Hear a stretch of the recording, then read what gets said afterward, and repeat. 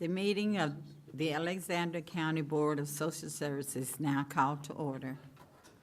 At this time, we will have the invocation by Darrell Robinson. Let's rise. Heavenly Father, as we pause, we're thankful for the blessings that have been ours. And we pray now that you would grant us the wisdom that the decisions that are made here might be for the benefit of your people in this county. In Christ's name we pray. Amen. Amen. Thank you, Darrell. Everyone has a copy of the agenda. Do I hear a motion to approve today's agenda? Motion to approve. Do I get a second? Second. Will there be any discussion? Is there anything on there you want to change? Mealtime.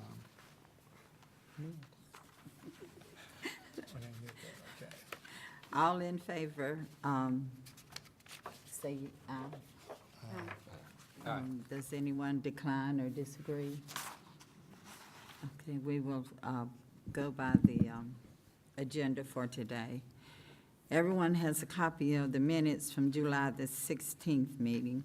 Do I hear a motion to approve the minutes? I make a motion. Do I get a second? A second. Is there any discussion at all on this minute? All in favor, let it be known by saying aye. Aye. Okay, no opposers. At this time, we will have the financial report by Sherry Deal.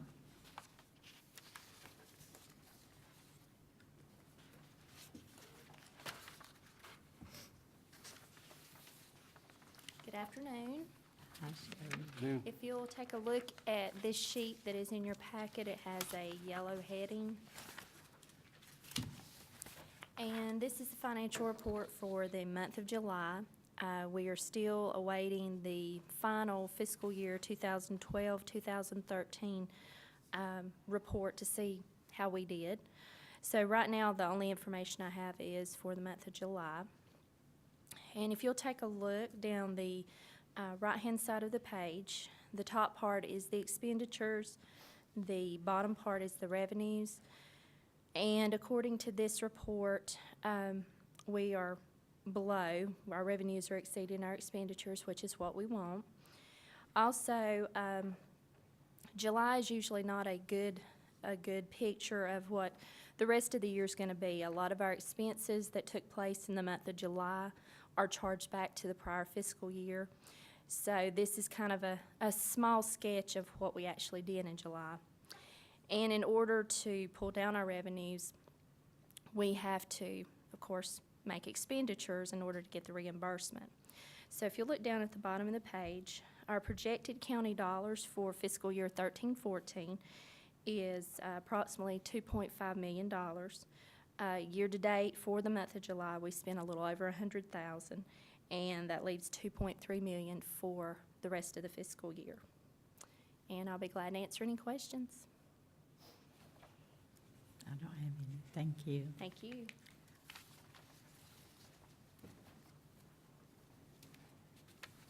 We will now have the statistical report highlights by the supervisors.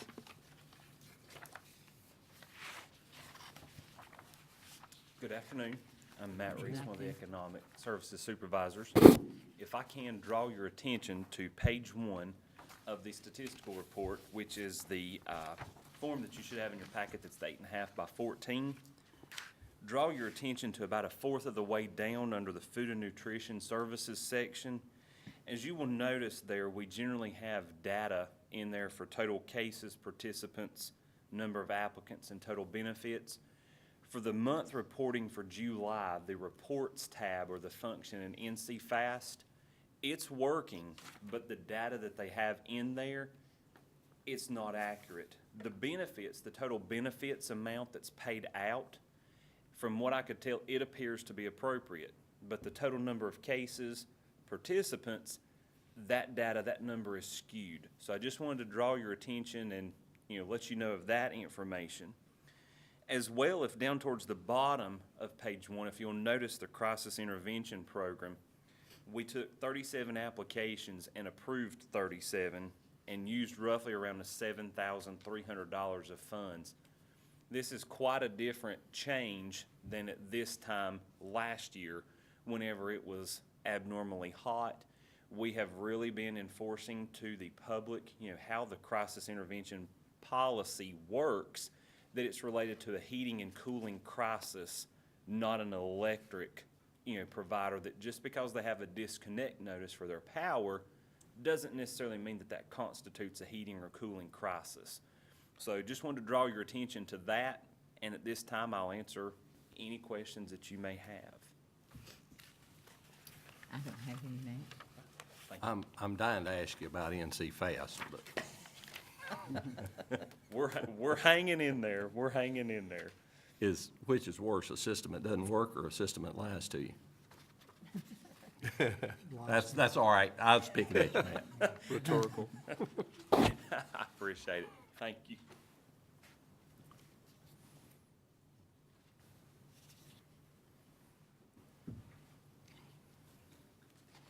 Good afternoon. I'm Lee Milstead, Child Support Supervisor. If you will take a look, please, at the statistical report on page 2, at the bottom, the last highlighted part there is under child support. The only thing that I really have to point out to you today is on the Medicaid cost avoidance. I don't have a figure for that. Due to the implementation of the new Medicaid system, they were not able to obtain those figures for us for this month, and they're working on trying to, get that report information, and they haven't given me a time frame when it'll be available, but hope maybe next month I'll have something to fit in there. The only other thing I'd like to point out, all of our figures are pretty much in line with what they have been over the previous months, except for the paternity established and the new court orders. Those are a little lower this month, and that's due to the fact in the month of July there were 2 court dates that we didn't have because of vacations, conferences, things like that. So those are a little bit lower, but simply because of that. Okay, does anybody have any questions? Okay, thank you. Thank you. Good afternoon. I'm Kristen Eichert. I'm a supervisor with the Child Welfare Unit. If you'll look on your statistical report, page 5, I wanted to make you aware of some differences between last fiscal year and the first month of our new fiscal year.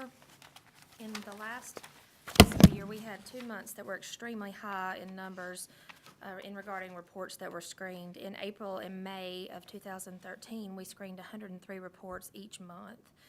The average number of the reports was 82, so that's clearly a lot. In the very first month of this fiscal year, we are already over the average. The number of reports screened in July was 84. The average last fiscal year was 82 reports a month. We averaged accepting 62 reports for the last year, and in our first month already, at the end of July, we've accepted 74 reports. We completed 23 assists for other counties in July alone. The average for the last fiscal year was 12 per month, so that's almost double.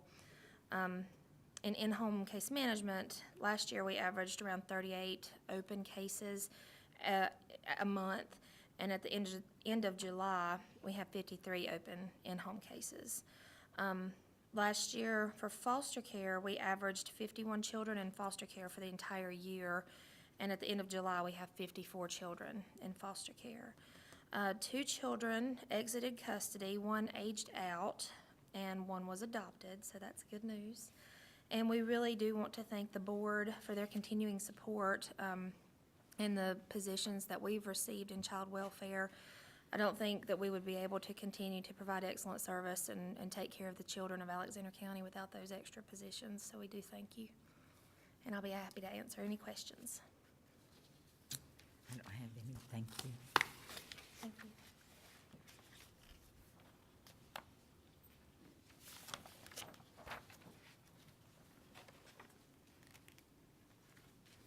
So that's all of the supervisors, okay. Our program today will be Work Support Strategy. Cindy Holman will introduce our speaker. So we have a special guest with us today from the state division, from the Work Support Strategies team, excuse me. Judy Lawrence is here to talk with us today, not just about NCFAST also, but about what the vision is for North Carolina in the future and how we see ourselves doing business. And I'm very happy she's here. You've heard me talk a whole lot about what we're trying to do, and I do want to say to you, I want to take this opportunity to say to you that I know that you have seen a lot of publicity around NCFAST and some pretty negative information, and I do want to brag on our staff specifically here in Alexander County in that we are not 8 or 9, as the Observer News said, all the counties are 8 or 9 weeks behind. We are not in that shape here in Alexander County. Now, I do believe that that's because of the diligence of our staff. They have worked many, many hours of comp time, and we've had some glitches with the system. We keep learning every day. It's coming at us really fast. But I'm going to let Judy talk as much as she wants to about work support. I actually am here today to talk about work support strategies, not NCFAST. Yes. So you're not going to mention NCFAST at all? I will mention it briefly in the context of work support strategies. Okay, all right. So thank you for coming. I think she's going to talk about the overall picture. I'm going to bring my water up here with me, too. Thank you very much, Cindy. I am Judy Lawrence with the Division of Social Services. I am the project manager with Work Support Strategies, and I just want to give a little bit of background about what Work Support Strategies is and why it is that I'm here to talk about that. This is a national grant initiative that was awarded to 9 states a couple of years ago to do a planning process, a planning year around our business process, to take a look at this and say, what does it look like? What is our customers' experience when they come through the door? How are they able to access their benefits? Where are our shortcomings in North Carolina? Where are we excelling in North Carolina? What's our reporting look like? What's our data sources? Just a whole myriad of different aspects that we were looking at for a whole year under grant funding, which is almost unheard of when you're working with a grant process to actually get to plan. And at the end of that planning year, those 9 states were able to apply for a 3-year grant to implement what they had outlined in the planning year, to redesign their business process. And the national, I'm actually a little out of order on my notes, but the national focus with Work Support Strategies is on policy alignment, streamlining the application process, and packaging services to meet the needs of our low-income families. And so that's what we're looking at. And I've said that it's a national grant. It is not a federal grant. It is not a government grant. It comes from a private source. The primary funder is Ford Foundation. And we are not quite a year and a half into our 3 years of our implementation plan. So what we're looking at doing in this 3 years is reaching our ultimate goal of having our families tell their story once and receive the services that they need. That's a pretty high task, especially when we learned at the conclusion, well, through the process of and at the conclusion of our planning year, that we have a very cumbersome and paperwork-heavy business process in North Carolina. And that contributes to our customers having to see multiple individuals, supply duplicative verifications, and have multiple eligibility dates, application dates, recertification dates across different programs. And that all feeds into what we call administrative churn. And that's where a person is still eligible for benefits, but because of procedural reasons, such as not turning in up-to-date verification, they go off of our assistance programs. And then they typically will come back in the door maybe 3 months or 6 months or 9 months later to reapply for those services, and it starts that process over. So what we're doing here is looking at, number one, and this is where I will mention NCFAST, is what was our case management systems? What were our technology systems? What have we been using to provide these services? And are they what we need in North Carolina? And what we realized was no. When we're working with 19 decades-old legacy systems that do not talk to each other and that foster an environment where our case managers and our different entities are working in silos. They're making policy independent of other programs, policy manuals that are about a foot thick each, some of them having impact on other programs, but we weren't talking to each other to realize that. We said, no, we are not where we need to be with our technology piece. So on the next slide here, there's actually a presentation up there that I can provide later. Just briefly about NCFAST. Ultimately, and yes, we do know that there have been more challenges than triumphs at this point, but we do keep plugging away at it, and we are working to ensure that our customers are being served in the most efficient and accurate way possible.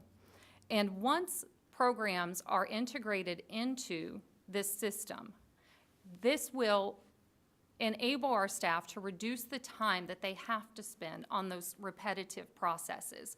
It's going to streamline access for benefits for our customers because they're going to have a choice as to when, where, and how they access their benefits. There is really no true purpose for someone who needs to report a change, and that should take less than 5 minutes, for them to have to take off 3 hours of work to come into our agency Monday through Friday from 8 to 5, pull a number, and wait to be called to see the case manager to report that change. There are going to be systems in place in the future, and NCFAST will be one of those, that will allow our customers the ability to report changes, to complete certification processes through different avenues than what they've had in the past. But also recognizing the importance of customers having the option to come into the agency, whether it's required by federal or state regulation or because that's their preference. So we're just looking at the no wrong door approach, and this is one way that we'll be able to do this. And on the next slide, it actually talks about the 9 different program areas across DHHS that will be impacted by NCFAST once it rolls out. And this is almost everything. And when you consider this, it really puts into perspective the large scale change that we are making to our entire business process across the state. And it is not a simple change because we all work under mindsets that we have had for years and years. I have worked for 15 years in social service agencies across 4 states. I've been in North Carolina for 10 years, and there has been a lot of change in the past decade since I came. And we have a lot further to go before we reach our ultimate goal. It also reminds me that when you look at all of the programs that are being rolled into this business process, through NCFAST, but also through other changes that I'm going to talk about in the future, we're touching every single one of our customers. They're experiencing this with us. The ups and the downs, the challenges, the triumphs, the successes, the failures, everything. And keeping a face of our customer is something that is very important in work support strategies because the majority of our customers are receiving services in more than one program area, and they're also working, at least part-time. And the system that we have right now is not conducive to support a working family. So we continue looking at ways to streamline these processes to better serve those working low-income families. And one of the primary ways that we are accomplishing that, and we will be able to do this through an integrated case management system, is moving to a universal intake approach. And that's what we're basically looking at, universal workers on the front end, where currently an individual comes in and needs to apply for Medicaid, and they wait and they meet with that caseworker. And while they're in there, it's discovered through the interview process that they also could use food assistance and they're not receiving it. But instead of that Medicaid worker being able to take the information and enter it into this old system that doesn't talk to the food nutrition system, they go back out and they sit and they wait to be called to meet with another case manager. And maybe during that time, they also say, well, I am working part-time. My mom's been watching my kids, but she has to have surgery, so I don't know what I'm going to do. I'll probably lose my job. Well, have you applied for child care assistance? No. Okay, you need to go back out, and you need to wait in the lobby until a child care worker can call you. When we have an integrated case management system and we have these programs accessible in it, our families will reap that benefit of being able to provide that documentation to that universal worker at intake and not have to continuously tell the same story and provide the same verifications and the same information over and over again. In addition to the case management aspect of it, I touched on this earlier, but we also are taking a very strong look at our policies. And I had mentioned before that we have existed in silos. We have made policies independent of our sister programs and brother programs across DHHS. So under our previous administration, there was a directive for DHHS to convene an Economic Benefits Policy Governance Board. And that board is comprised of decision makers from across the applicable departments or divisions of DHHS, and that includes social services, aging and adult services, medical assistance, and child development and early education. We also do have representation from our NCFAS team, and we meet monthly. The first task that we took on is working towards an integrated policy manual. And that does not mean taking the individual ones that are this big each and making one that's this big each and saying, okay, we've put them all together. We spent nearly 2 years poring over the income sections of every policy manual that has been developed over decades, independent of the other ones, and said, what is this in this program? And is it the same as this in this program and in this program and this program? And if it is, let's call it all apples. Let's call it one thing and align that. Is it required by federal policy? Is it required by state policy? Are there differences or exceptions from one to the other? And if there are, we need to note those. But as much as possible, let's align all of our policies, starting with our income. That section is done. And that was, like I said, nearly 2 years. We have already started working on the resource section, and the Policy Governance Board will continue going section by section across all of these manuals until we have one integrated policy manual. And it is a huge undertaking. This slide is inaccurate in the fact that our goal was by January of 2014 to have it fully integrated. That will probably not be a reality, but we do believe by the time that Work Support Strategies concludes the end of March of 2015, that we will have met that goal of integrating all of those programs. In addition to the Policy Governance Board that has our state representation, we at DHHS value highly our county partners. We work in a state that is state supervised but county administered. So every individual 100 county, all 100 of our counties, have their own governing boards. They have a lot of valuable resources. Not the least to say are the human resources that we are able to work with. And so as a subset through Work Support Strategies, we established a policy review subcommittee. They also meet monthly right on the heels of the Policy Governance Board. And that committee is represented by 30 county staff members. There are 10 from each of our geographical regions. And that subcommittee reviews all of our proposed policy before it is issued. It is an input and feedback committee with very thorough, in-depth discussions before we do implement these changes. Some of them are inevitable. As I'm gonna talk about in a minute, we have the Affordable Care Act nipping at our heels on top of everything else that we're transitioning through. We don't have the flexibility to debate that October 1 and January 1 timeframe, but our Policy Governance Board and our Policy Review Subcommittee are working very closely together to ensure that we are taking every step that we need to have to again, streamline processes and make this transition as seamless as humanly possible as we go through this. I'm still holding my breath on some of it, as I think many people are. It's an exciting and scary time across the board. But as we continue to align our policies, this is going to allow us to further meet our goal of our families being able to tell their story once. It's going to assist in the success of an integrated case management system because we aren't going to have to input 100 different kinds of income for every possible program area. And we're going to be able to input one general set of regulations and policies that will go across all of these different programs. So we have a lot of work. We've done a lot of work. And on the next slide, I've already touched on this. I am also not, my background is not in Medicaid, but I did want to just point out that we do understand all of the challenges. We intimately understand many of the challenges going on across the state also.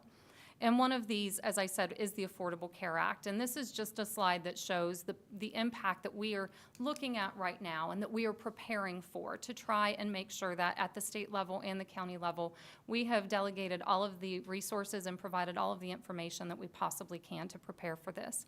Because it is going to affect most of our family and children's Medicaid programs. Our budgeting methodology is going to completely change. There is, I'm not sure if everyone's heard of MAGI, Modified Adjusted Gross Income.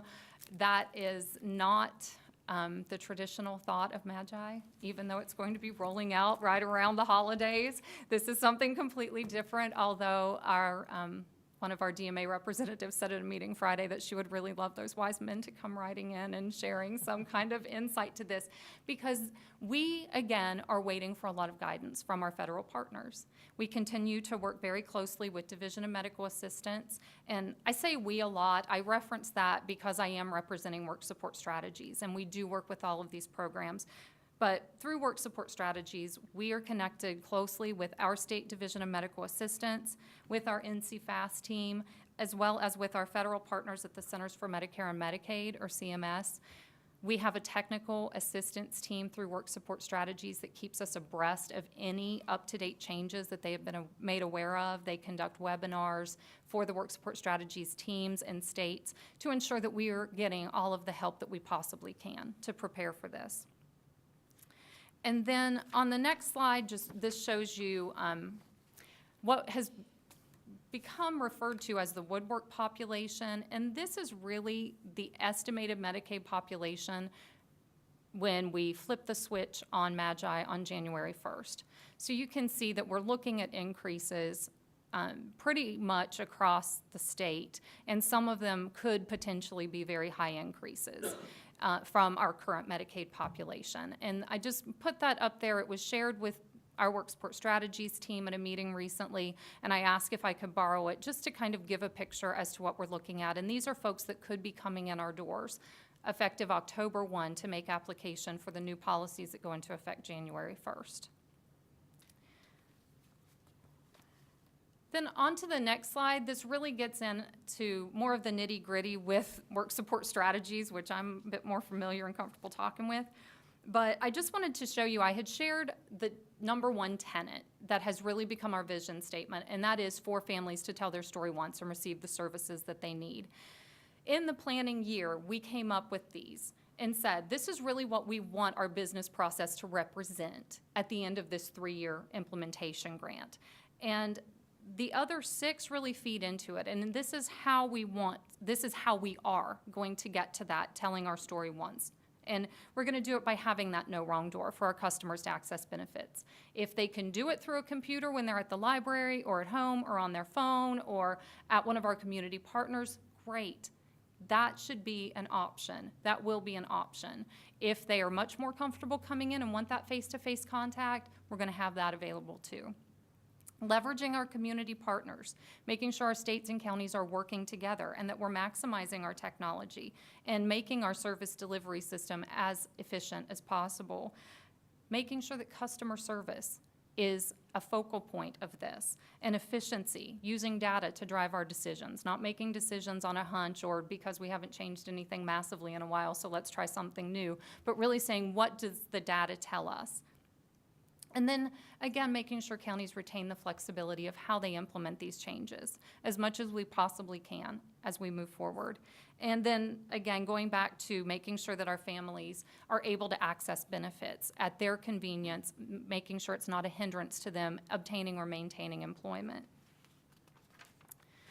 And on the next slide, it's just kind of a breakdown of our structure with Work Support Strategies. I've talked about a lot of this, but this is really just to show you that we do have folks from all levels of our state and our county government, as well as our community partners and stakeholders that are involved in this process. We have a lot of discussions around this. We use the tenants to drive us, and moving on quickly to the next slide, our implementation plan. And this is what we came up with at the end of the planning year. And we said, this is our roadmap. And we do refer to this regularly to make sure that we're staying on track to reach those goals. And one of the first things that we said is we need to formalize and strengthen our county and state partnerships. I don't know if anyone would be shocked and amazed to find out that we haven't done the best job in communicating from state to county, state to state, county to county, and back and forth. We said we want a communication loop that is open, that is safe, and that is used. Because if there are things that are happening and they need to be shared, we need to have the means to do that. So strengthening those partnerships and then really focusing on our service delivery area to make sure that we have an organizational culture and the infrastructure to support it, and that we're communicating that vision so that everyone understands where we're headed. Looking at our data collection and analysis, we're in a point of flux right now. We're working with systems that provide information in the legacy domains, and then we're looking at moving to NCFAST, and the information looks different and sounds different. Is it accurate? Not all the time. Was it accurate in the other systems? Not all the time. We are continuously working to increase that capacity to ensure that what we're working with is accurate, that it's up to date, and that it's running efficiently. It's a challenge, but we are up for the challenge. And we are taking the steps that we need to make sure that happens, including having teams that are working around the clock 24/7 to build reports, to build accurate reports, and to put in fixes. Again, looking at those burdensome policies and procedures, we're working to streamline those and to look at our staff and doing staff development and readiness activities to prepare everyone across the state, at the state level and at the county level, for this new world where we're working under universal workers, where we're learning new processes and procedures, where we're learning new systems, and where we're streamlining these access to better serve our customers. And then on the next slide, this is just a really quick example of some of the measures. Our action plan that was driven out of the implementation steps has a lot of measures. Many of them are ambitious. Some of them we didn't meet the mark on. Some of the reason for that, and especially in FNS, was because NCFAST, instead of moving our processing times forward, drug us down through that transitional period, and we continue to work to get back to that level. But we do feel very confident that by the time that we conclude our Work Support Strategies grant, and we no longer use the words Work Support Strategies because it's now just our business process, it's how we do business in North Carolina, that these will be a reality. Some of them do center around processing times. This is really important. We want to know that. We want to know if we are able to process cases within one day, if we're able to reduce the percentage of denials for procedural reasons. That goes back to the administrative churn that I talked about. We don't want to be closing cases for eligible families just because they failed to turn in one most recent receipt. We want to find ways that we can obtain that information that maybe is not what has been traditional ways in the past. We also are really focused on staff and staff development and ensuring that our staff have a professional development plan, because it's important to know what you represent and where you're headed. What are your expectations? I've worked in the past in positions where I didn't have a job description, and that's really difficult.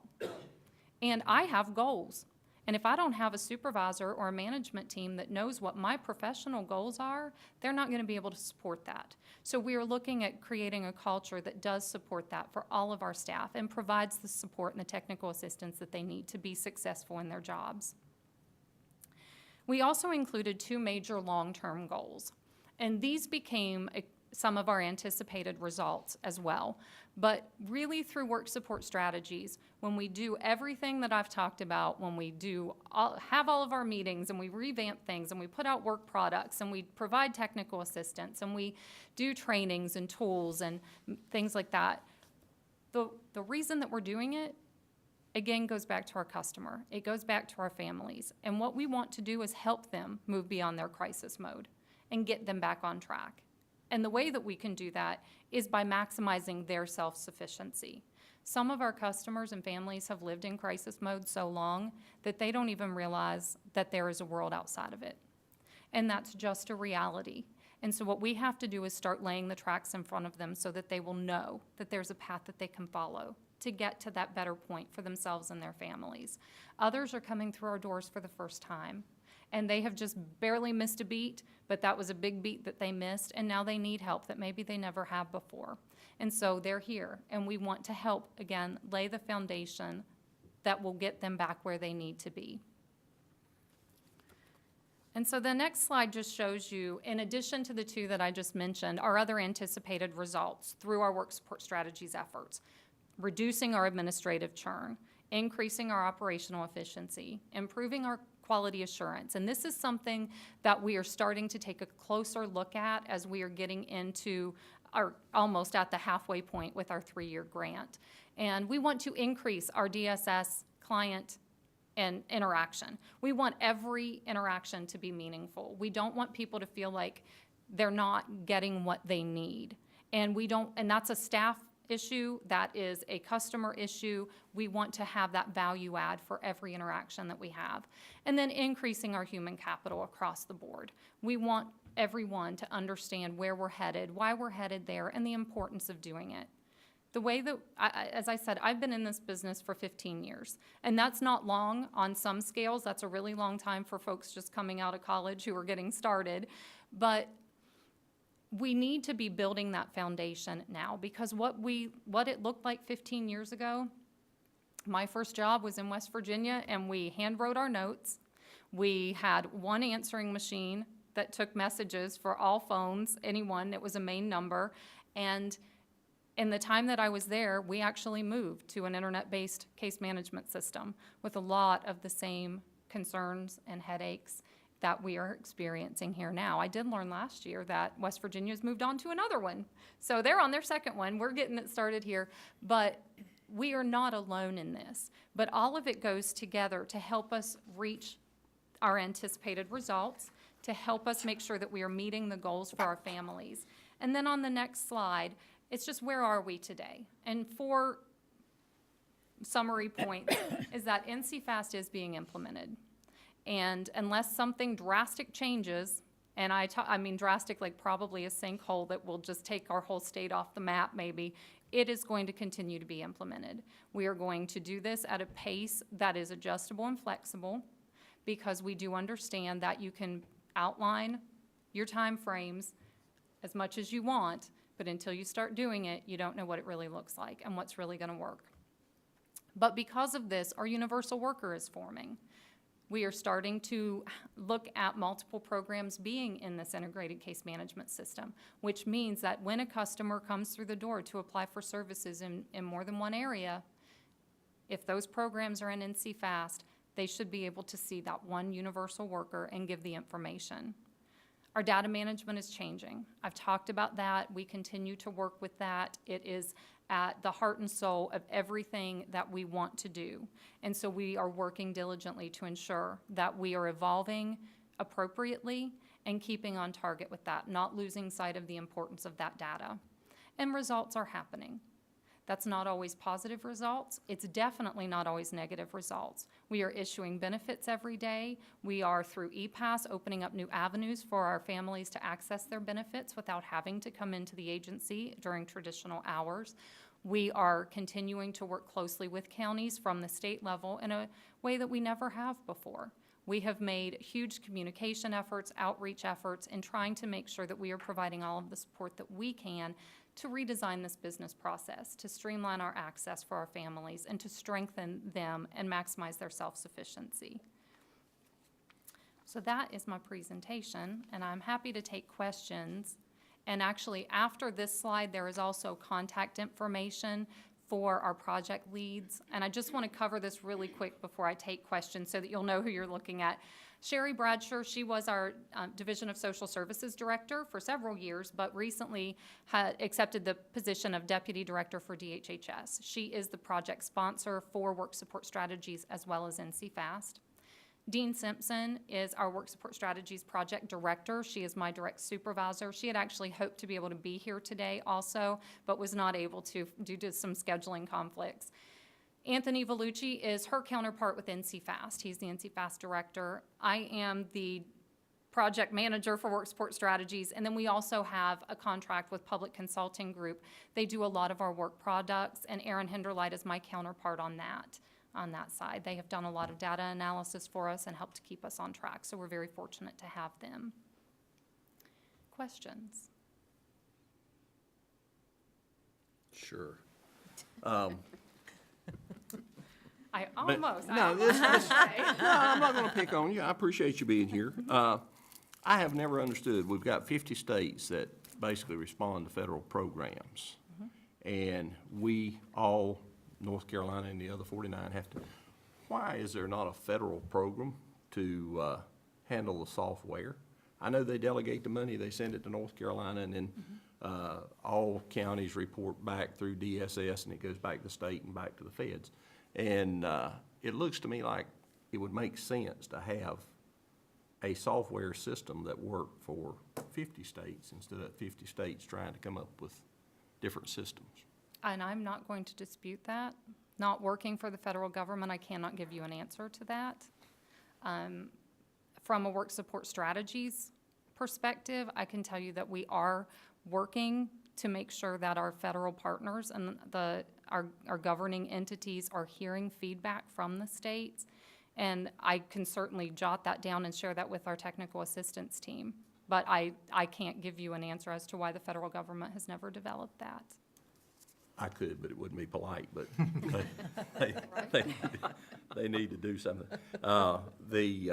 In your presentation, you outlined the silos within DSS, and you did a good job of explaining what those are and how, but there are two other buildings that might need to be tied into this. One of them's the health services, and the other's the mental health services, because we have a lot of people who are relying on this group for service, but they're also relying on health departments, and they're also relying on mental health. And if they go in, it's just like the whole program starts over again. And sometimes it would be good if information was available, for example, a caseworker to know what medications or what physical problems and so on. Is that being thought about? It is. And what I will tell you, I will give you my kind of official answer here, because it is what I represent. Because Work Support Strategies is a grant-funded initiative, we were actually told what program areas they would fund us to look at and integrate. And so that's where we are working through Work Support Strategies. Okay. However, at the state level, we do recognize the importance of involving and integrating on a broader scale, and there are communications that I am not involved in through my current role, but I do know that there are communications about how can we streamline this. I know even through Child Welfare Services, there is, I believe it's called REAP, a REAP grant or a process that is very similar to Work Support Strategies in taking a look at how services are provided. So we are aware of it. Are we actively, through Work Support Strategies, reaching out and trying to bring those under the fold? No, we are not. But we are aware of the importance of that and ways that we can communicate across multiple programs. I guess the only problem I have, and I think the only way you can control cost is through employee cost, but the universal worker, I guess I have a problem with that, because it seems like there's so many rules and regulations for child welfare and adult welfare and all these things. I don't see how you can tell your story one time. You may fill out the paper one time, but I just almost feel like it needs to be a team effort of all the specialties in the social services working to get these folks migrated to an exit strategy that we get them on their own. And it is not saying that we are doing away with the teams or that expert knowledge that we have across the board, but we do want to be able to leverage the technology to eliminate the need for that family to spend 6 hours at social services to apply for 3 different programs.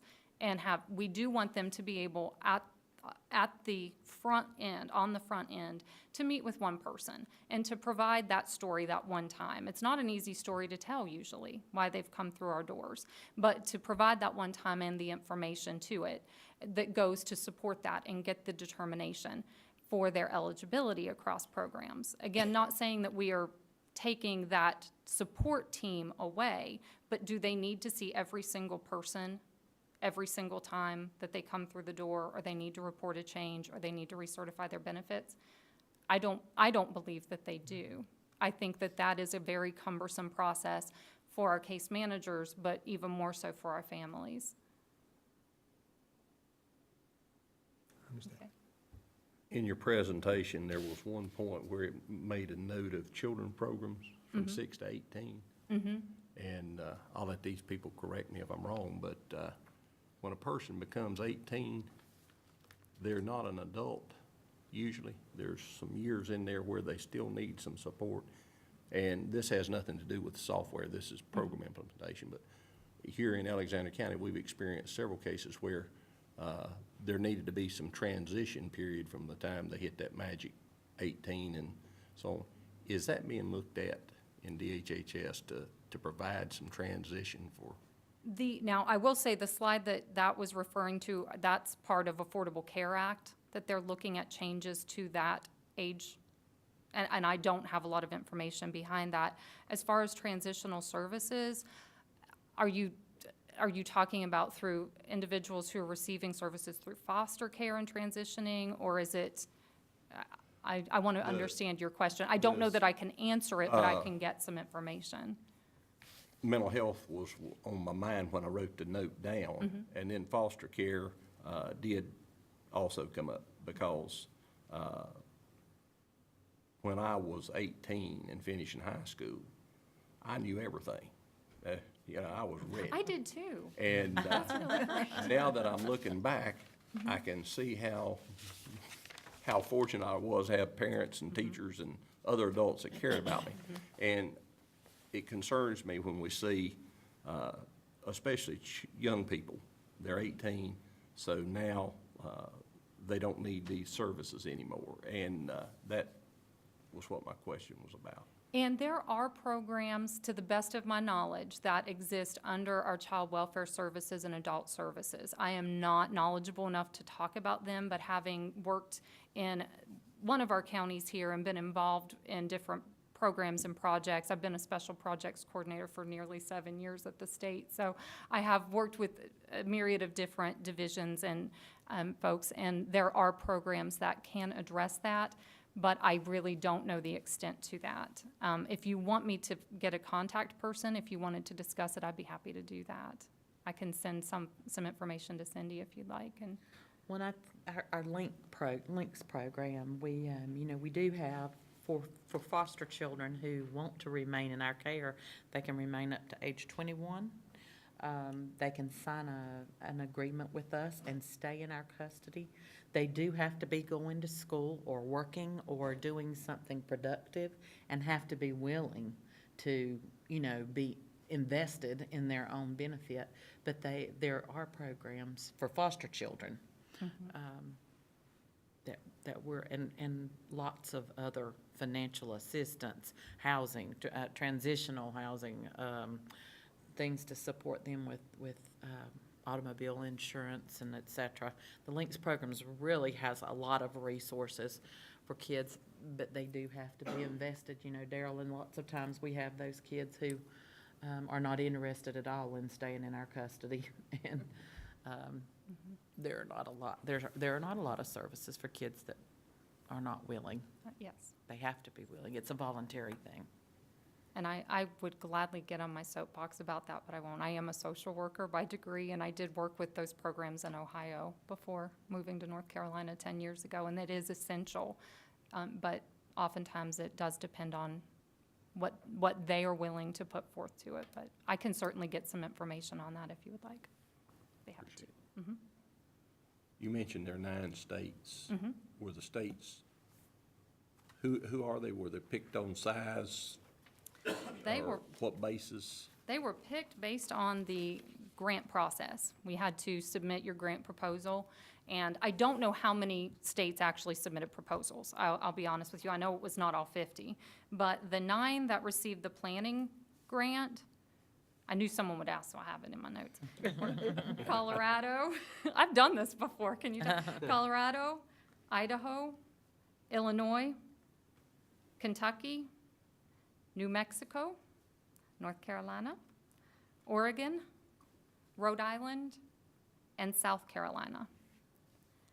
And then those 9 states had the opportunity to apply for the 3-year grant, and 6 of us received those. And I can just tell you which ones those are. That includes Colorado, Idaho, Illinois, North Carolina, Rhode Island, and South Carolina. Now, I could talk forever about what we're doing and work support strategies and stuff. Out of the 6, North Carolina and Colorado are both state supervised, county administered. The other 4 states are all state supervised, state administered.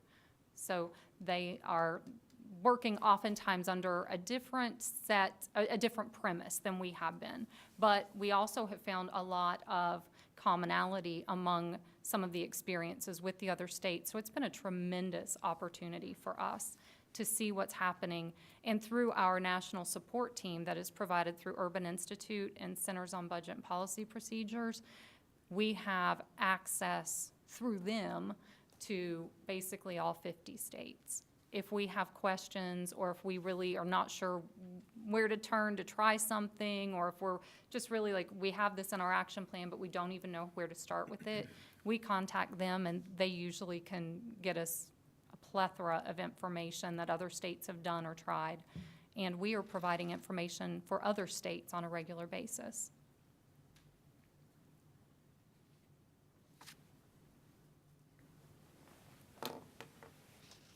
Any other questions?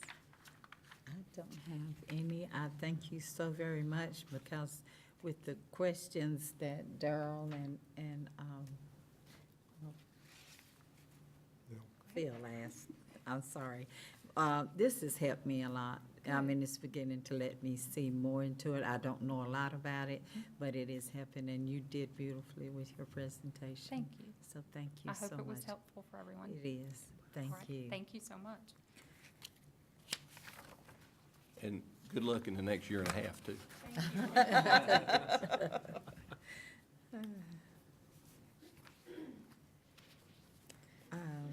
We will now hear items from our director, Cindy Holman. And I'll be real brief today. We only have one agency vacancy, that is our Community Social Services Tech position, and we do have applications in and are getting ready to interview for that position. I have advertised for 2, we have it posted right now, 2 additional part-time universal IMC 2 workers. That would be a Saturday-only position, and we will only hire for those positions if we get experienced staff from other counties. One of the things that you've heard me say over and over that has helped us so much through this transition, and one of the reasons I believe that we are, we certainly have some cases that, we certainly have some benefits that are behind, that are late getting to folks. But it is not the majority of our cases, nor are we 8 or 9 weeks behind in our process. We are still issuing benefits in the same month that they are supposed to be issued at this time. We don't know what the future will hold with the rollout of the Affordable Care Act, but we're crossing our fingers and working as hard as we can to stay ahead of that curve. But we believe that these part-time folks that we have hired, we have 3 folks right now that work in another county 40 hours a week and work for us 16 hours a week. And they are from a pilot, one of the original pilot counties for NC-FAST. So that has been very instrumental to us, and we're hoping to do the same thing. We hope we find 2 more so, on Saturdays only that can help us take care of some of the cases that are behind. I did want to remind you that in September, on the 17th, we are planning to do a board retreat that afternoon. We're going to meet at 11 o'clock at the agency, have lunch together, and the afternoon we will have specific information about all of the programs at DSS. We do have some really new board members. We'll also, Darrell, I was just thinking while you were talking, we'll get some real specific information about links as a part of that presentation that afternoon. And then we'll go ahead and migrate over here about 4 o'clock and have our regular board meeting. So it will be the same day of our normal board meeting, but we'll meet at DSS at 11 a.m. and we'll give you a tour of the building. We'll talk about all of our programs very briefly.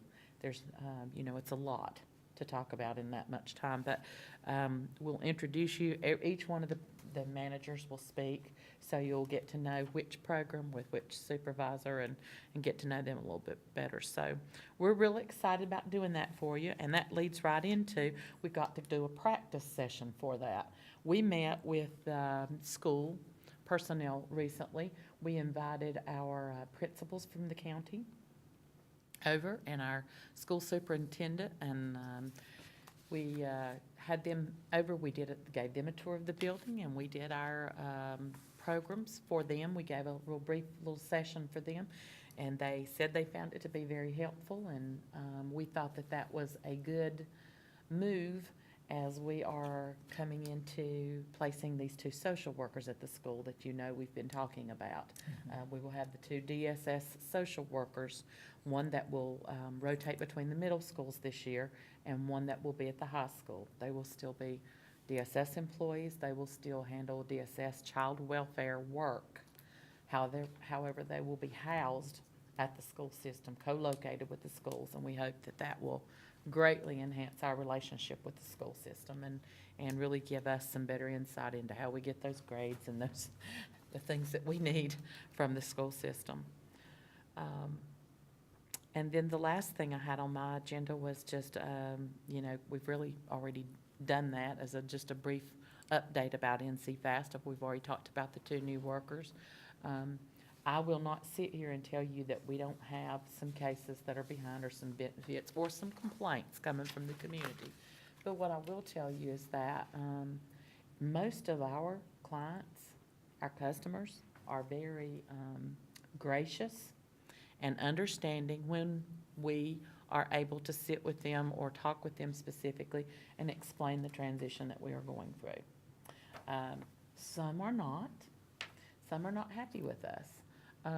But each one of them, we try to explain everything that's going on, and we do give attention to those cases where the person is the family is suffering, that we're not able to get those benefits out there. And we've been able to address each situation very quickly, and I think our staff, your DSS staff are doing an excellent job. We've not been on TV except for our board meeting, so we're very happy about that. And I say that, and I hope tomorrow that won't turn on a dime.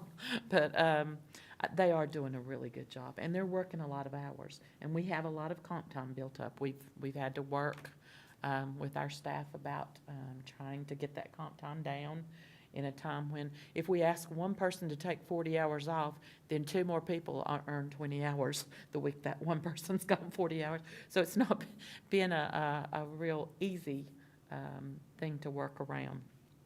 But these 2 part-time people that we're getting ready to hire for Saturdays only, the system's down on Sunday. So otherwise, we might have them working all weekend, but just on Saturdays only, we are hoping to add some help for our staff. And that is all that I have today, unless you want to ask me something or have something else you'd like to talk about. I don't, but I would like the board members to give a hand to our workers. We're very proud of you. Thank you so much. Are there, does anybody have any questions of Cindy? And if I just said just workers, let me say too, for the supervisors, because they are going through some trials. So Matt and Trina, they are being challenged right now, and they're up for it, right? Okay.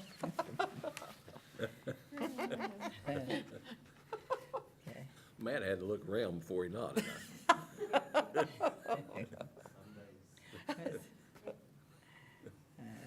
It's all worth it, huh, Matt? Yeah. The next meeting if there's no other comments or questions, The next meeting of the Alexander County Board of Social Services will be September the 17th at 4 o'clock at CVCC. Of course, that's today. We'll be with you at DSS. So we are now, Move to adjourn. we are now moving to go into closed session. Oh, I'm sorry. Do I have a motion to enter into closed session under So- General Statute 143-318.11? So move. Can I get a second? Okay. Motion, everyone else is dismissed. Thank you so much.